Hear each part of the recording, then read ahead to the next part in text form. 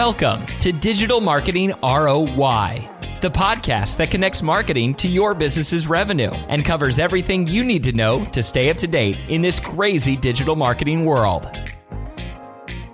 Welcome to Digital Marketing ROI. I'm your host, Shannon, and today I am joined by 5 of my digital sellers. What's really fun is both of your managers are gone out of town on vacation this week, which we are all very jealous of. So I thought it'd be fun to record while they're gone and just say, hey, we got together because I've got the 5 smartest ladies in the room here, right? So welcome, everybody.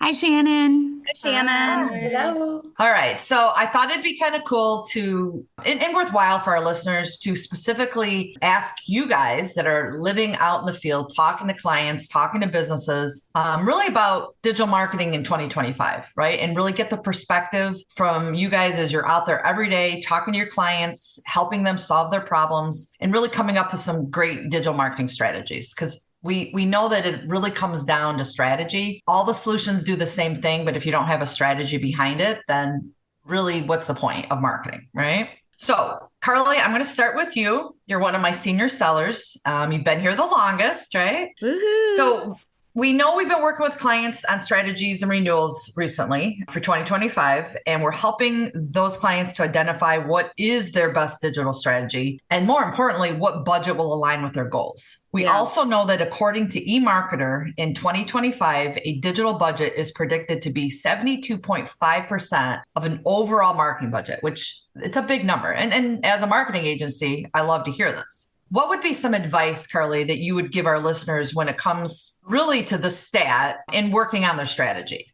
First, I wanted to say, I think that stat is a good stat. I talk with my clients often about it. I think it helps them, especially when they're talking to upper management about why the majority of their budget why your budget's so huge, right? Yes, why all of their budget or most of their budget isn't digital. So with that being said, I would also say you should align your overall marketing budget with your goals. Once you've accomplished that, then you really need to prioritize what is most important based on your products. So what does that mean? For an example, credit unions, I work with a handful of them. They typically focus on 2 things throughout the year. So increased deposits and memberships. While we all know checking accounts can be a pretty big challenge to grow rapidly, and memberships are often tied to loans. So if you want more members, allocate your budget to solutions that will help you grow your loans. But don't forget how important a consistent branding campaign can be to increase those checking accounts too. It'll just take longer. So you have to keep that in mind when we're looking at your campaigns and the results. That's why putting your budget into targeted digital strategy can definitely be more beneficial than I would say probably traditional avenues, like you're seeing with that stat of 72% of budgets being in digital. Right. But because especially with the topic you're talking about, deposits and memberships, there's multiple ways to grow that. And sometimes you have to have more one-on-one conversations rather than just general branding, right? Yes, absolutely. That being said, you also have to really expect in any industry, when you're putting a strategy together at the beginning of the year, to expect the unexpected. So what does that mean? Expect the unexpected is great. We talk about that a lot in digital, but what can we explain that to, how can we explain that to our listeners? Yeah, so going back to credit unions, because I was just using that as an example, this year specifically, we had a softer year for mortgages. So many of our clients have then focused and switched a little bit to HELOC instead and have seen, great success there. But hopefully, as predicted, rates are dropping. And if that's the case, then you want to focus on mortgages again, but you need that budget to support that. So really understanding your industry is beneficial, but most importantly, communicating that with your digital partner, I'd say is really crucial for a successful year. I love that, especially the communication part. And then I do like what you talked about with industry standards, right? Because I think some of our big successes are those clients, that understand industry. So Angela, I'm going to turn this to you now. Can you think of a time when one of your clients really understood and got their industry and how maybe it helped in shifting the strategy, and pivoting overall? Because I think we say this all the time. We have to know their industry, but they have to know their industry so that when we make those changes, they co-sign it, right? They're like, yes, we get this, and they're communicating that to us. So can you give me maybe a live example?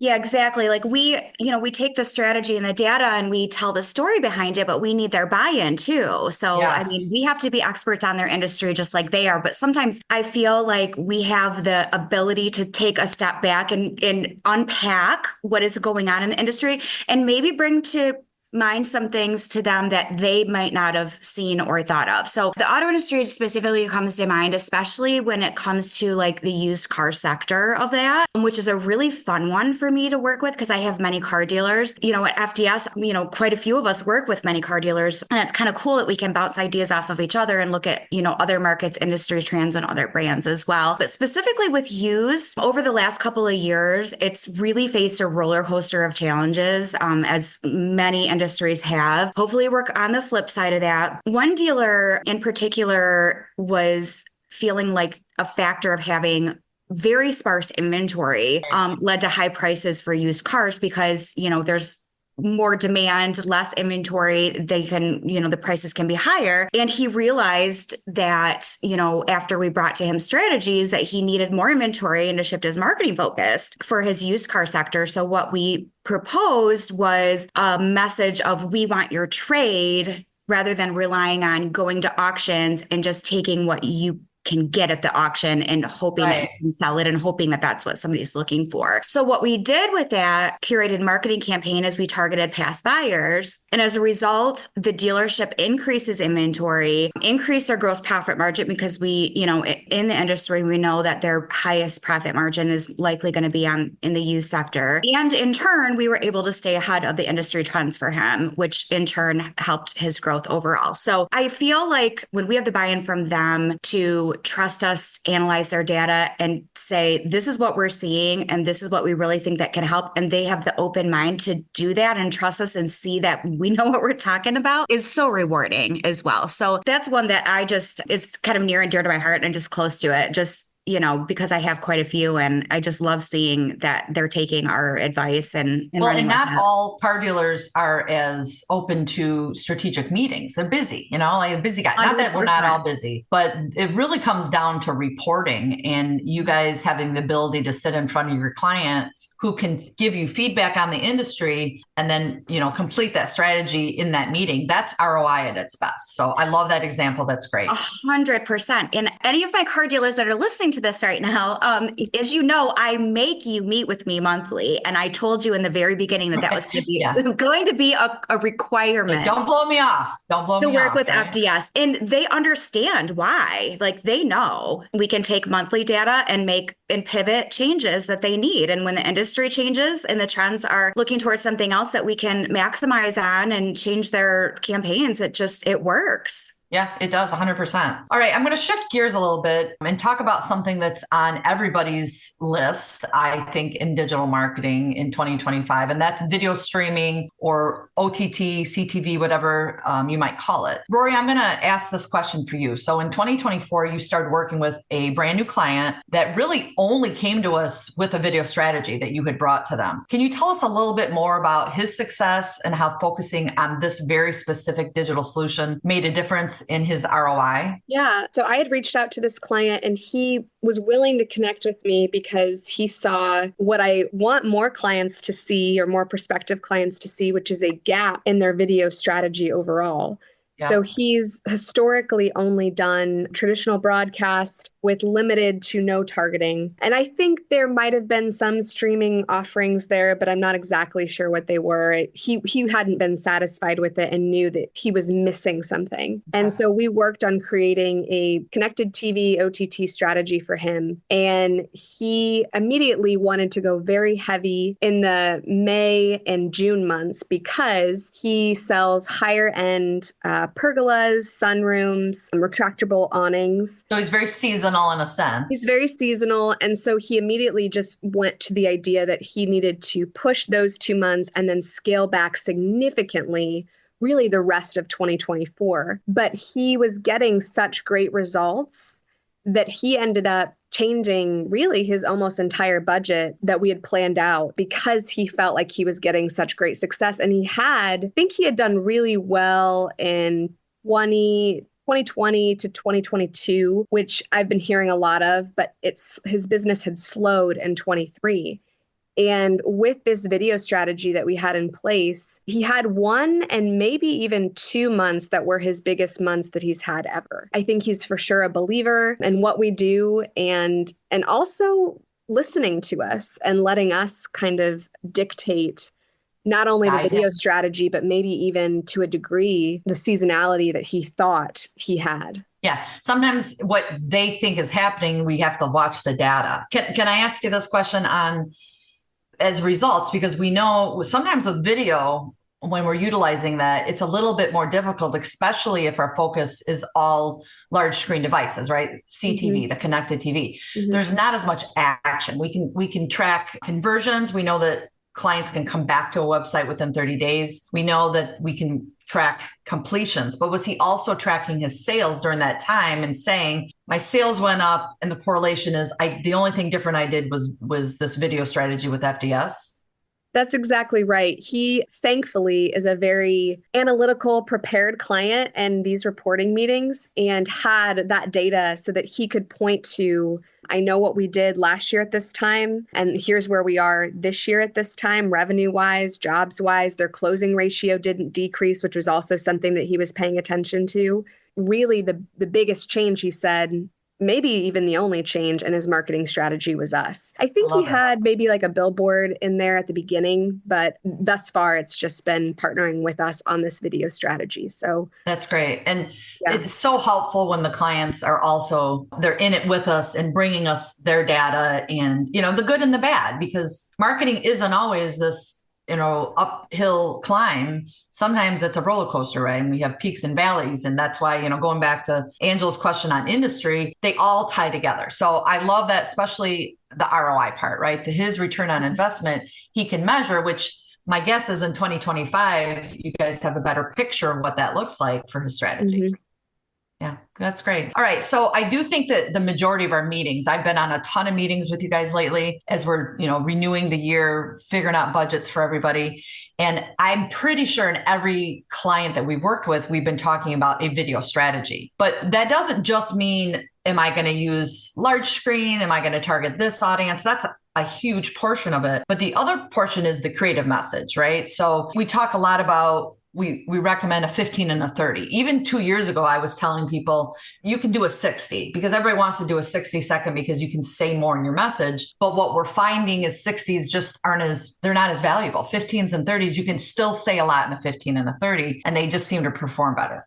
So Jules, I'm going to turn to you. So Jules is one of our newest digital consultants at FDS, but I also know you've sat in on your fair share of these strategy meetings in 2025. So what advice would you give our listeners on creating that video strategy when it relates to content in a video commercial? The thing that stuck out to me when I sat in on a video strategy brainstorming with one of our clients were these 3 key things to think about. 1, capture the attention in the first few seconds of a video, especially since you may only have 15 to 30 seconds, like you said, to get your message across. The second one is to convey a clear or unique selling point, which is the main message of the commercial. The last one is don't forget to include a strong call to action that directs the viewer to what you want them to do after watching the commercial. Does it go to your website, walk into your store, or is it a very specific offer to act on now? Absolutely. All 3 of those. We can come up with scripts all day long to help them. And oftentimes we will say, okay, we're going to have 3 videos and one's going to be focused on your why and one is going to be focused on your clients.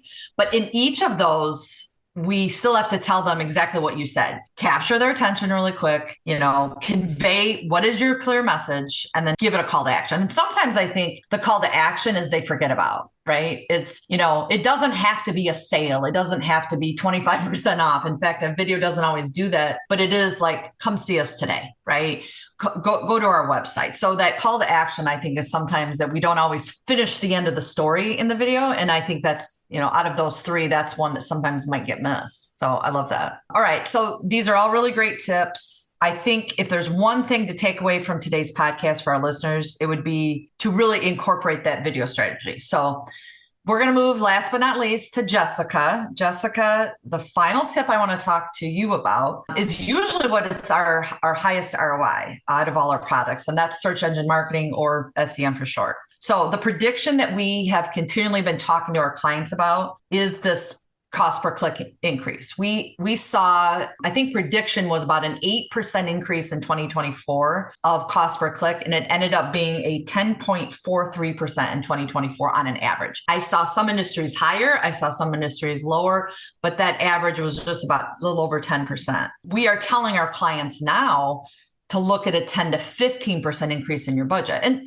it doesn't have to be a lot. I mean, I know 10 to 15% seems high, but it's really to cover your costs. And remember, that's not us dictating that. That's Google dictating that. So I kind of want to ask you, if this is the case, what should a business owner be looking for or looking at when it comes to their budget and their overall SEM strategy in the upcoming year? That's a really good data to be looking at for last year and then the predictions for 2025. And what I'm seeing with my clients for SEM as we're doing our year-end reports is that across the board, SEM did go up in costs. And just like you said, that's Google increasing those costs by at least that 10% last year. But also this indicates to us when cost per click goes up, that means that your competition is also increasing as well. So absolutely. But the best part has been that for the most part, all of my year-end data for almost all of my clients is that even though we saw the increase for the cost per clicks, we also saw an increase in leads as well. That's great. So I'm seeing the exact same things you are talking about. So what would you say is the main reason we're seeing that at FDS? Yeah. So for our clients, we know that it's 100% how our campaign team is optimizing on the back end. We can target more specific keywords and then cancel out less broad ones, which improves the quality of the lead. And this helps to make the budget go further in their campaigns. And then we can weed out the general and only focus on their products and services and to the closest point of buying as well. We're also in with the research phase as well. I always tell our clients that anybody can do SEM, but it's the work after the sale that makes the difference. Our campaign team looks every single month at what is called an SQR, which is a search query report, and they are optimizing off of that as well. So again, every month we're optimizing, and then we're also customizing strategy as well. Not all agencies are going to go that deep, which will result in not only more leads, but a higher overall ROI. Absolutely. And I think that's the point that we've been driving home in all these meetings is all of these pieces of the puzzle work together. Both Carly and Angela talked about the strategy at the beginning and utilizing a display campaign. And then Rory brought in the OTT part of it. And Jules talked about the creative part of it. And then last but not least, the SEM. Marketing is like a digital puzzle, right? So all these pieces bring ROI and they all have different levels. And each of our clients have different needs. If you're a plumber, we're going to focus more on the lead portion because we don't need to brand you as much because you need a plumber when you need a plumber. And what do? We used to go to the Yellow Pages, but what are Yellow Pages now, Jess? Yeah, they're Google. They're Google, they're Bing. So I love that. So, all of this has been really good. I think you ended it on the note I really want to end it on. I always ask the question, how do we bring this all back to ROI? And Jess, you said it best, is everything comes down to leads. Our job is to drive people to your website as our clients, also to drive them into the store. What happens after that is up to our clients, but our job is to drive them there. It's not about the quantity. It really is about the quality. And that's really something I think that we talk about a lot with our clients is we're not just looking at the number, we're looking at the quality of the leads. So that's kind of where I'm going to end it today is I want our listeners and business owners to be thinking about in 2025, how do you bring more quality leads to your overall business, right? So thank you guys. This has been really fun. You can relax now, take a deep breath, go drink your coffee. You did a great job. Next time I'm going to put y'all on video. No, I'm just kidding. So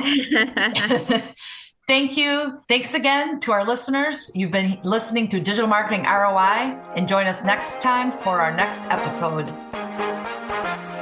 You've been listening to Digital Marketing ROI from Federated Digital Solutions. Do you have an idea for a future episode or a burning digital marketing question? Text ROI to 45364 to get a link where you can share your idea.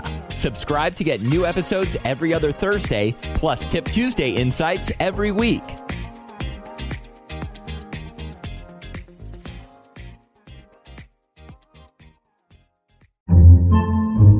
Podcasts by Federated Media.